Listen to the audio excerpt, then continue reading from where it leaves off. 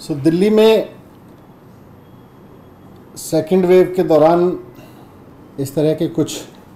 खबरें बीच बीच में सामने आई कि किसी अस्पताल में या शायद कुछ अस्पतालों में ऑक्सीजन की कमी के कारण डेथ्स हुई।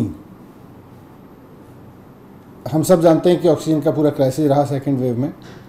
और इसके दौरान जब इस तरह की खबरें आई कि ऑक्सीजन की कमी के कारण अस्पतालों में मरीजों की डेथ हुई, तो उसको गवर्नमेंट ने भी सीरियसली लिया और ये निर्णय लिया गया था कि एक कमेटी बना के 4 सदस्य कमेटी बना के इसकी पूरी जांच की जाएगी कि अगर कहीं से इस तरह का कोई सूचना, इस तरह का कोई क्लेम, इस तरह का कोई दावा आता है कि यहाँ पर ऑक्सीजन की कमी की वजह से किसी मरीज़ की डेथ हुई, तो उसकी पूरी जांच की जाए। और वो एक्सपर्ट कमेटी है, मेडिकल एक्सपर्ट्स की कमेटी है, तो इसकी फ़ाइल एलजी साहब के पास भेज दी है सरकार ने इस कमेटी का गठन करके। और जैसे ये लिया गया था कि एक कमेटी बना के 4 सदस्य कमेटी बना के इसकी पूरी जांच की जाएगी कि अगर कहीं से इस तरह का कोई सूचना, इस तरह का कोई क्लेम, इस तरह का कोई दावा आता है कि यहाँ पर ऑक्सीजन की कमी की वजह से किसी मरीज़ की डेथ हुई,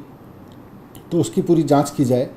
और वो एक्सपर्ट कमेटी है, मेडिकल एक्सपर्ट्स की कमेटी है, तो इसकी फ़ाइल